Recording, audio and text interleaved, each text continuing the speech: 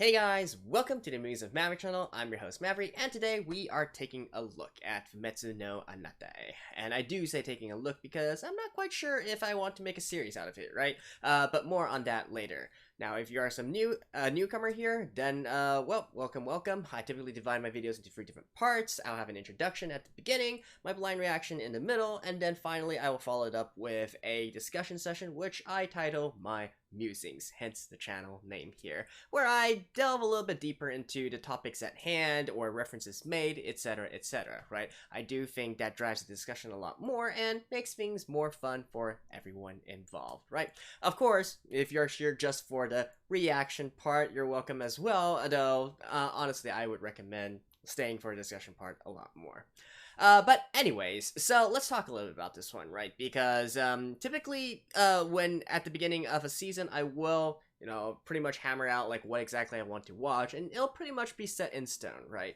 For this one though, I have to say I'm really on the fence, right? Because looking at the synopsis and whatnot, it doesn't exactly seem like something that I would actively want to watch very much, but since a lot of my viewers here, which hopefully you guys are watching this as well, have recommended this to me, I decided to give it a shot, right? It is critically acclaimed, I do know that much. The manga is very well received, so yeah, I guess maybe, I typically try to avoid spoilers, but I just at least quickly take a look and see what people are saying about it, and it seems that overall it's all in a very positive note, so I figured what the heck, I'll give it a shot, right? Not to mention, in terms of the fundamentals, it definitely isn't lacking in that area either, right? It's being animated by Brainspace, which is, of course, quite renowned themselves as well, with works like what did they do?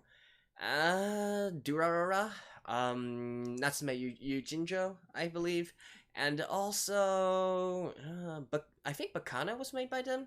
But anyways, they're quite established, right? So no problems there. Typically, I will go through the seiyuu list and the staff list as well to see if there's any notables there. In terms of seiyuu, not particularly, although my man Kenjiro is in this as well, although apparently in a supporting role, so who knows how much we'll hear of him, right? I absolutely love his voice.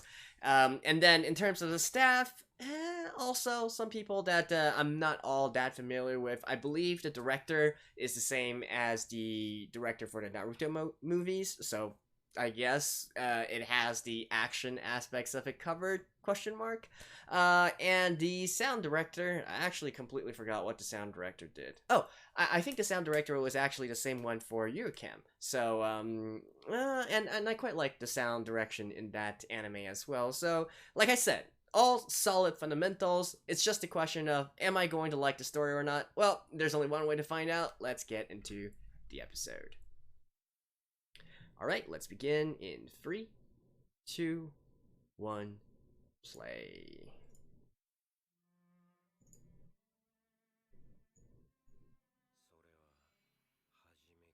Oh, and speaking of Kenjiro, we hear him immediately.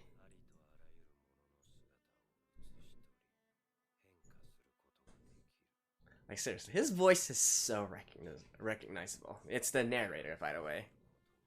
If you didn't know. Alright.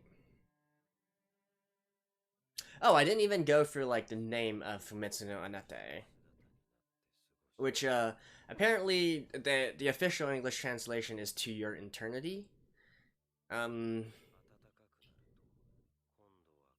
Which I guess kind of works, if you view eternity, right, the eternity in To Your Eternity as a noun instead of just an adjective. Like, sort of like To Your Highness, To Your Excellency, right? Because the Japanese literally means, you who is immortal or everlasting, something of that sort.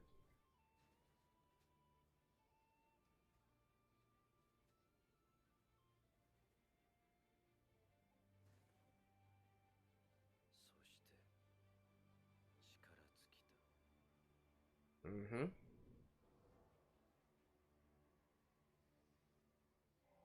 And so the rock or moss or whatever is gonna possess it.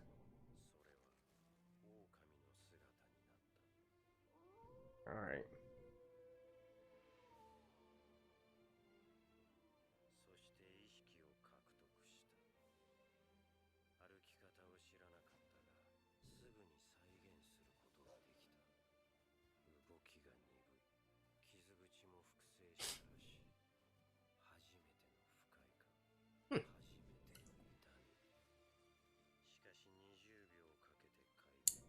course, it's immortal.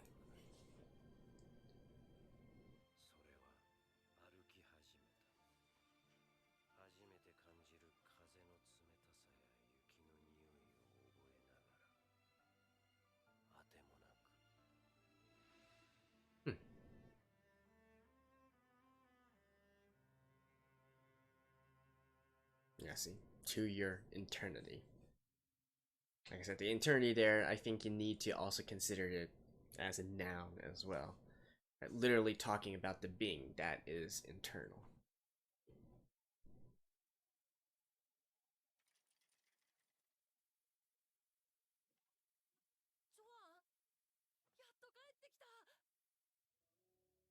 Oh.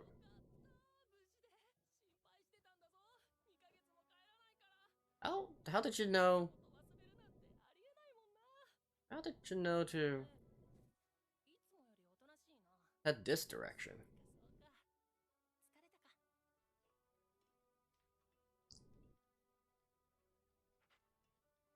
Okay. So, is this being going to eat for the first time?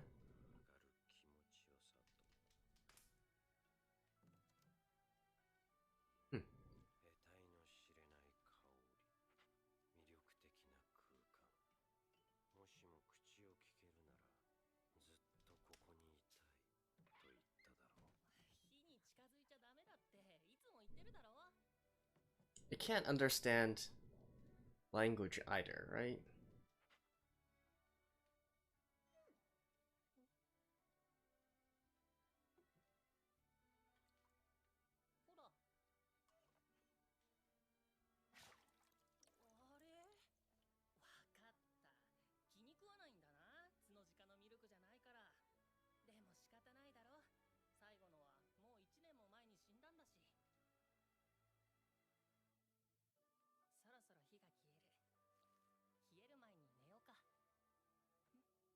Hmm. So does it carry over like the memories or the likes and dislikes of the former being that inhabits? Like, does it inherit those things? Or is he doing I say it, right? Or is it doing everything just by, willy-nilly, right?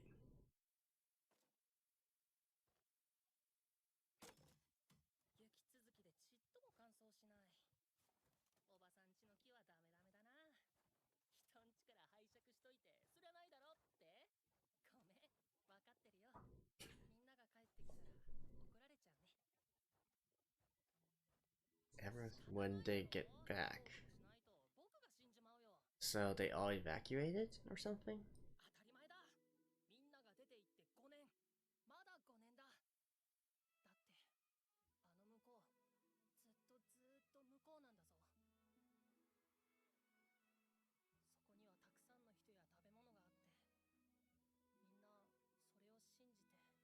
So why did you stay behind?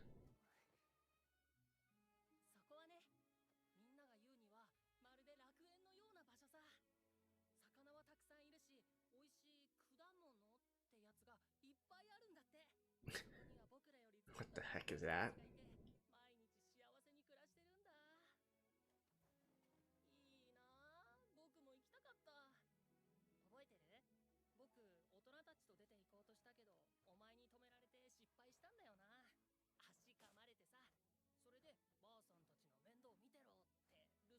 Oh, the old ones stay behind, eh? Okay. I guess they only take the able-bodied people there.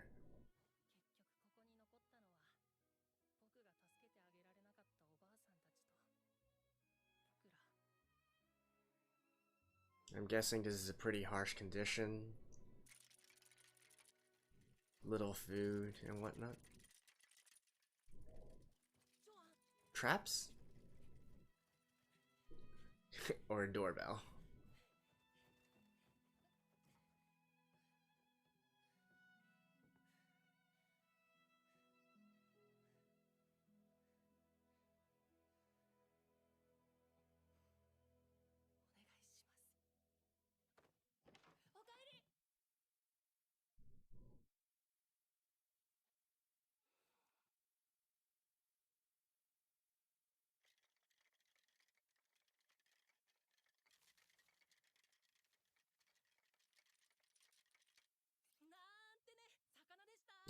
traps. Nice.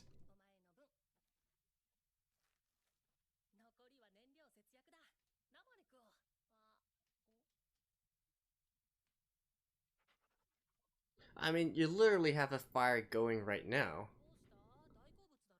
You could cook it right now, dude.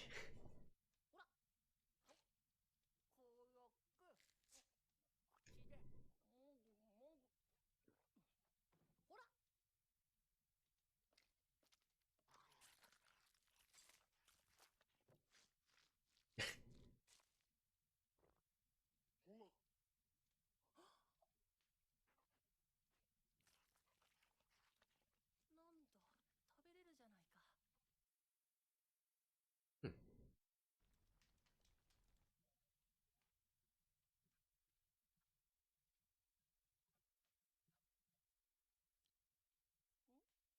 Ah, I see now.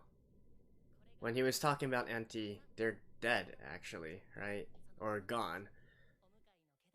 So what he was doing... Okay. I was like, what kind of calamity befell this village? It seems that everybody died out, and then now he's taking it... he's taking apart the other houses in order to get firewood. Yeah, okay, I see.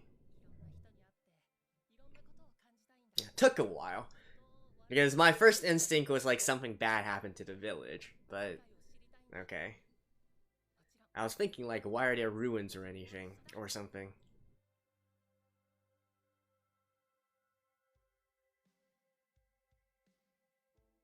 Yeah, there we go, see?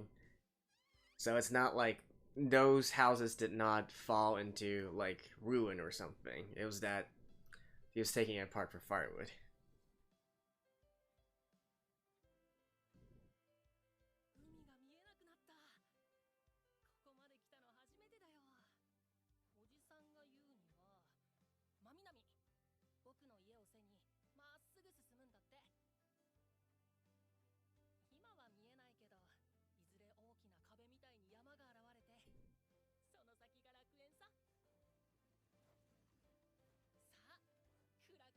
You know, if nothing else, I do think this is quite realistic in a sense that, you know, this dude is all alone, right? And has been all alone for the past 5 years, so, you know, the dog is keeping him company, basically. So that's why he keeps on talking to the dog.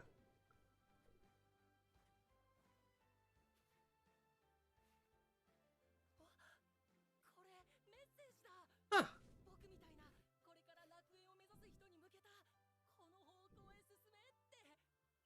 And after 5 years, it wasn't completely buried in snow?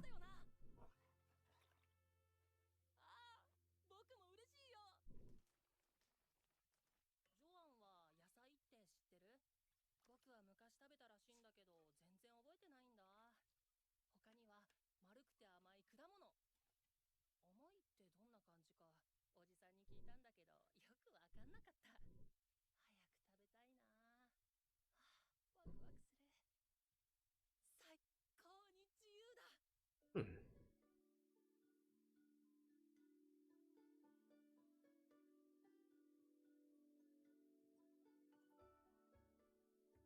I wonder how long his supplies can last for.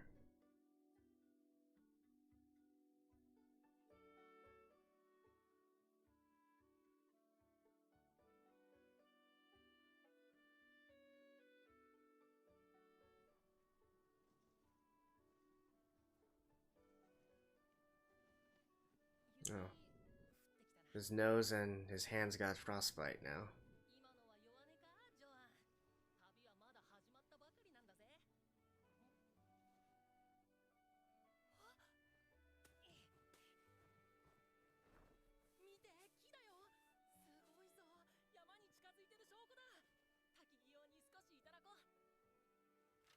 Hmm.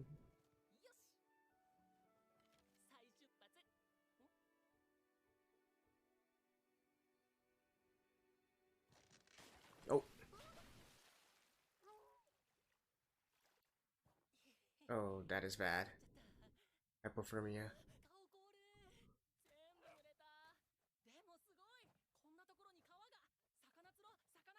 Dude, raise the fire first.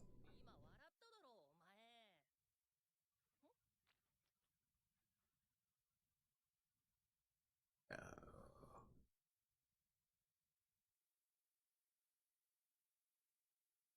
No, seriously, he needs to dry himself out immediately.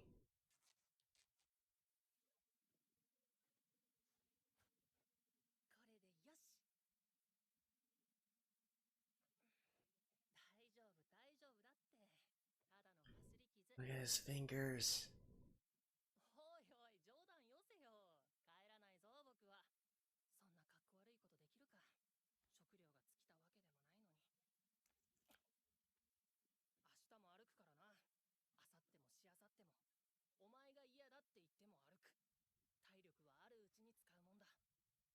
Why do I get this feeling that this dude is going to die?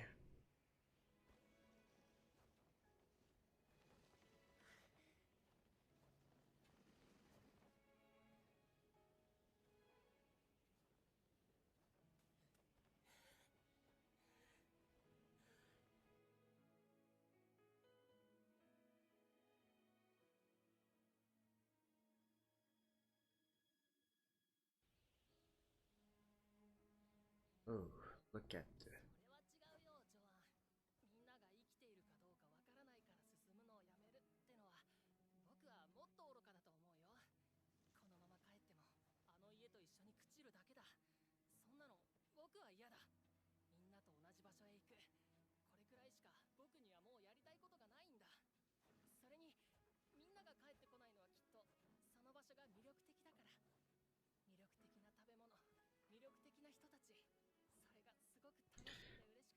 Snow for...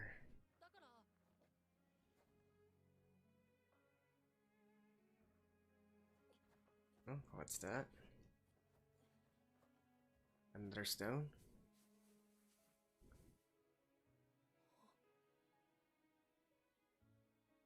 Don't go... Hmm?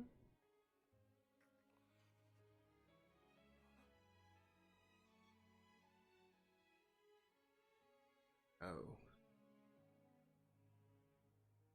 So where's the rest of the people? All dead?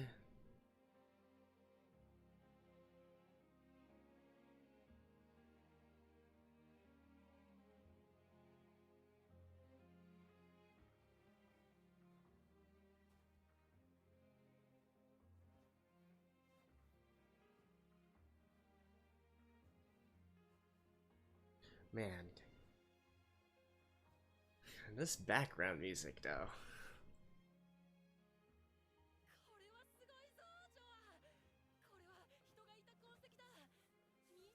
Those are tombstones, I think.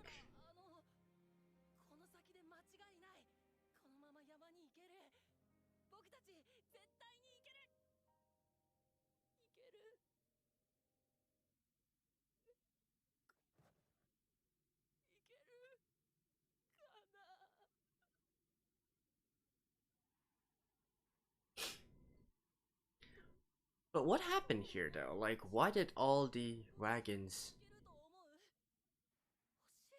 Like, that doesn't really make sense either.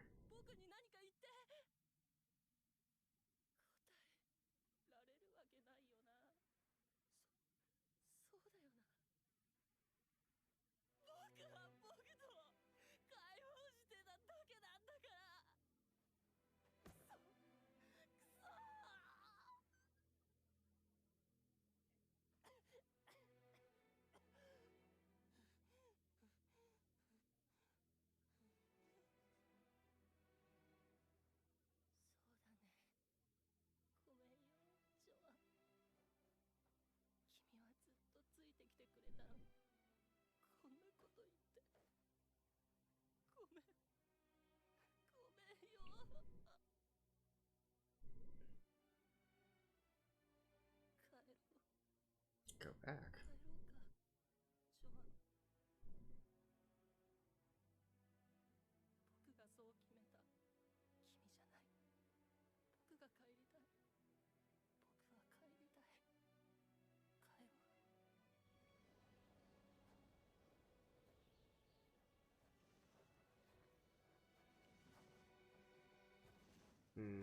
Yeah, I don't...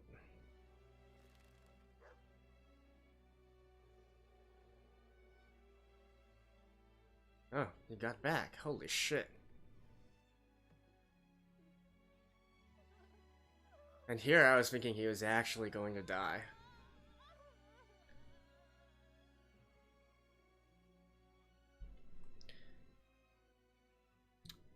Although now he might die of heartache instead.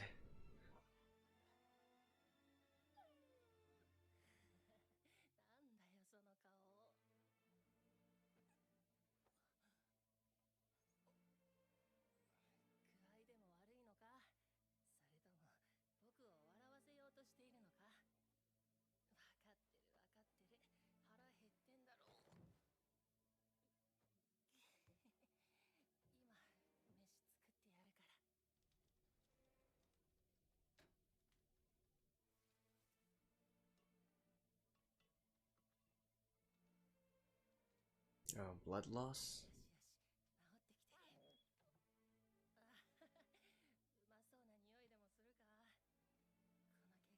Or infection.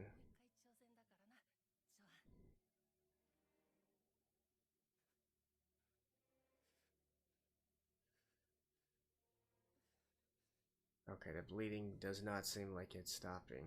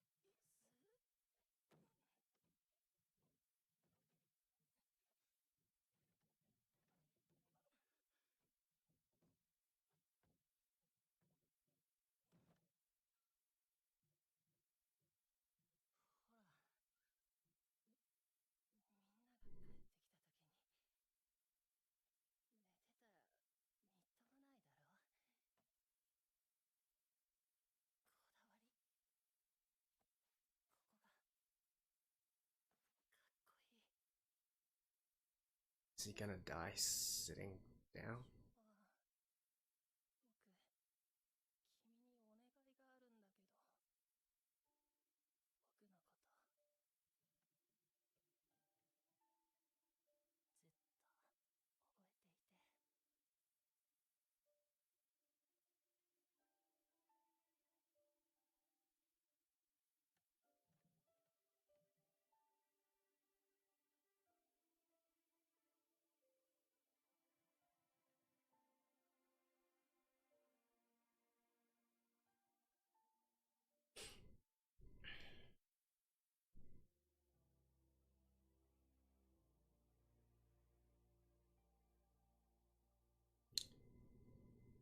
Probably blood loss plus infection.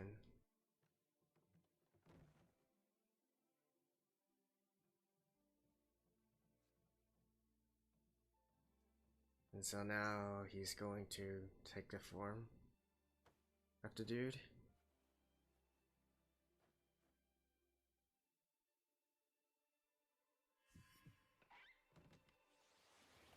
Yep.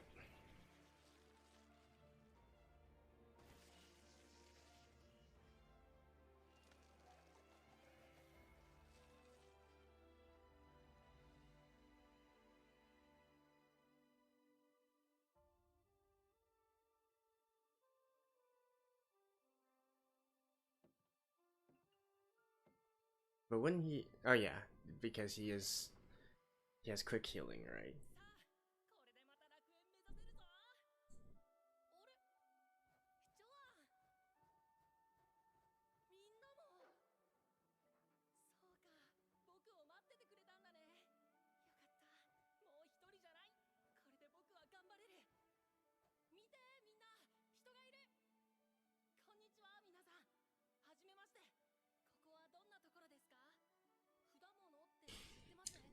Yeah, that place is called the Afterlife.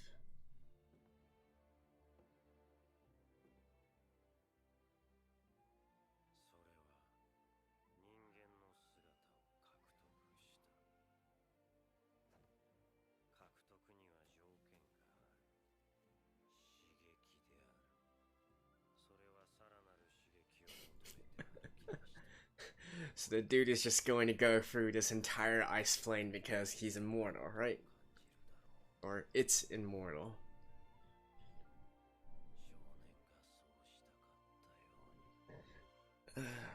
Huh. Interesting. Interesting. Alright, this is the first episode, so I will be going through the ending song here.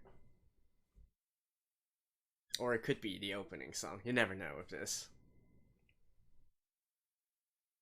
Ah, yeah, see? So Kendra is actually the narrator. There's actually a narrator for this. Alright.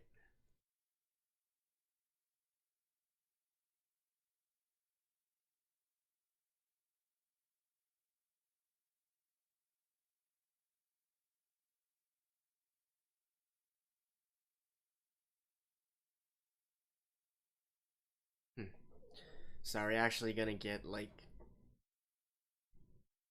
some other visuals beyond this village?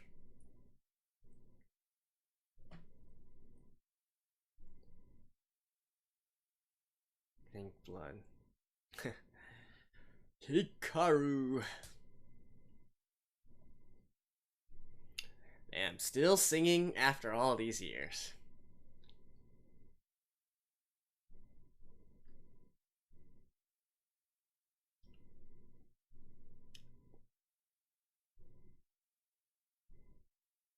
Hmm. I'm just thinking about this right now. Like, there's not really. Oh. Okay, okay. This is just a preview. So, let's talk more after this. See you guys in just a second. Alright guys, that was the first episode, and quite unique, right? Quite unique in the way that it's been portrayed here. Definitely you have this feeling that, eventually it might all turn out to mean something, or perhaps it's one of those open-ended things, right? Where we're each supposed to look at it and have our own interpretation of the situation here. Now, I do apologize if I missed anything. It's kind of in a series like this where maybe a lot of the there's a lot of details to be had, and it's not easy to speak at the same time and pay attention to all the details. But I think the general idea for this first episode is quite straightforward, right? The guy or the boy, right? He's not even credited a name within the credits either. Just literally a boy.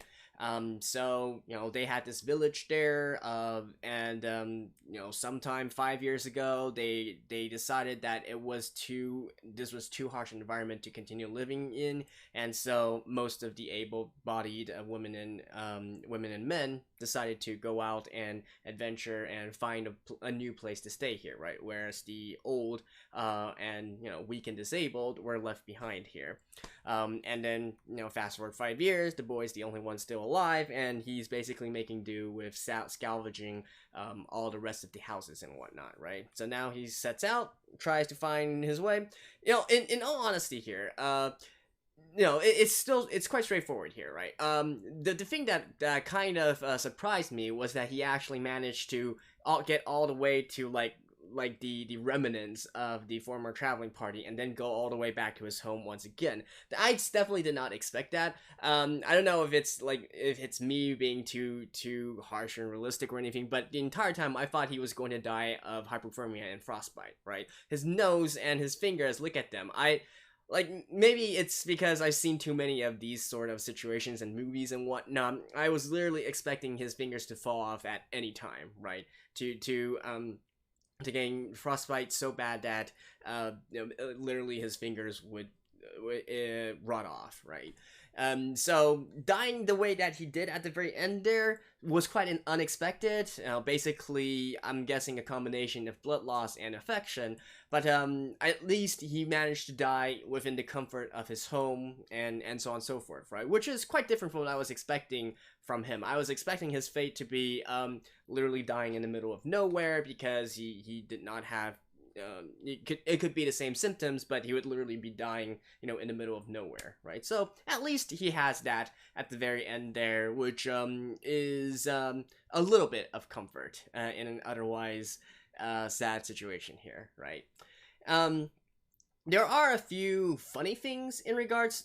When I say funny things, I don't mean like funny in a humorous sense, but interesting things, I should say. Which I don't know if it means anything or not. But I guess one thing here is the dog, right? What's the dog's name again? Annette or something like that. I literally can't remember, right? Because it's not really that important. But the dog, the wolf, when the original wolf died and landed on the rock, right? It had a wound on its upper leg as well, and then the boy also succumbed to his injuries due to an injury in his leg. So I do find it kind of ironic that these two deaths are related in some way. Don't really know if that has any significance though. It's just a small observation here that may or may not have meaning here, right? So that's one thing. And the second thing is I do find it quite peculiar that in the scene where the boy discovers the remnants of the expedition and whatnot. Something to me, it's something seems very funny, and very fishy about the entire situation here, right? Because you literally have tombstones there, and you have like the wreckage of many wagons there. So how exactly did that happen, right? I mean, I could totally understand if along the way people started dying off and whatnot, and so gradually more and more got sick and so on and so forth. But to have that kind of situation where they all collapse at the same time, I do find that quite peculiar. And not to mention, since we do see tombstones and whatnot, that to me would signify that there are a certain subset of people that survived and continued on, right? Otherwise, there wouldn't be anybody to do those tombstones for them, unless it's such a morbid situation where they literally dug their own, they literally dug their own graves and constructed their own tombstones and then died there, right? And somehow I don't think that's quite the case. But then again, even though this is quite puzzling to me, I'm not really sure if it actually has any relation with what the series is trying to tell and whether it actually makes a difference or not, right? It could totally be a situation where, these things really aren't important. We're just supposed to move on to the next story, which okay, but I thought it would be a good idea to just point them out right here, just in case they might be needed later on, right? And yeah, I think that's basically it for this first episode here. I mean, the being, whatever you want to call it, has taken on the form of a human, and since we know that he's immortal, he can literally walk straight all the way towards civilization, towards a place where it is not snowing all the damn time, right? And so after that, he's probably going to start interacting with other humans and whatnot, maybe learn how to speak. It's still not entirely certain right here whether or not he actually has learning capabilities or whether he inherits any of the memories or abilities of the thing that he possesses or changes into, right? I would say not, based on what I can see right here, but hard to say. So if he is gonna learn how to communicate and whatnot, that's gonna be a pretty long and arduous process here. But yeah, interesting first episode here. I don't really know where exactly this series is going, so maybe just give it a few more episodes to see how it feels. But I will say that it is interesting, right? And, putting the story aside, one thing that really stood out to me from this first episode is definitely the sound design, right? The sound is amazing. The background music that it uses and whatnot, I love it, right? I love it. The art style is quite, it's unique. I don't really see anything significant in terms of the art style or animation. Definitely it's the sound design that strikes out to me a lot more here. So at the very least, it has that going for it, right? So that's it for this first episode. I'll see you guys in the next one to see where exactly this series is heading. So bye, and I'll see you guys next time.